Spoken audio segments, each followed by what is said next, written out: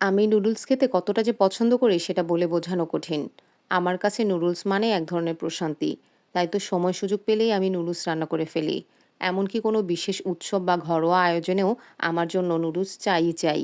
অনেকে অনেক জটিল পদ্ধতিতে রান্না করলেও আমি নুডলস রান্না করতে পছন্দ করি খুব সহজ আর সাধারণ উপায়ে, যা এর আসল স্বাদকে বজায় রাখে।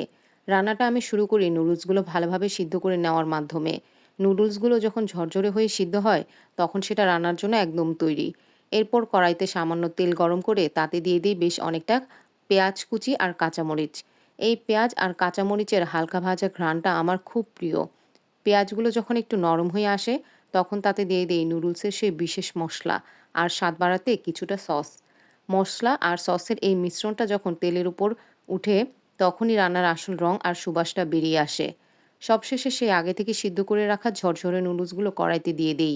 মসলার সাথে নুডলসগুলো খুব ভালো করে মিশিয়ে কিছুক্ষণ ভেজে নিলেই তৈরি হয়ে যায় আমার পছন্দের সেই খাবার। কোনো বাড়তি ঝামেলা নেই। একদম সহজ উপায়ে ঝটপট তৈরি। এই ধোয়া ওঠা নুডলস যখন প্লেটে নেই তখন মনে হয় এর চেয়ে তৃপ্তিদায়ক খাবার আর কিছুই হতে পারে না। নিজের পছন্দের খাবারটি এভাবে নিজের হাতে রান্না করার মাঝেই আমি আসল আনন্দ খুঁজে পাই।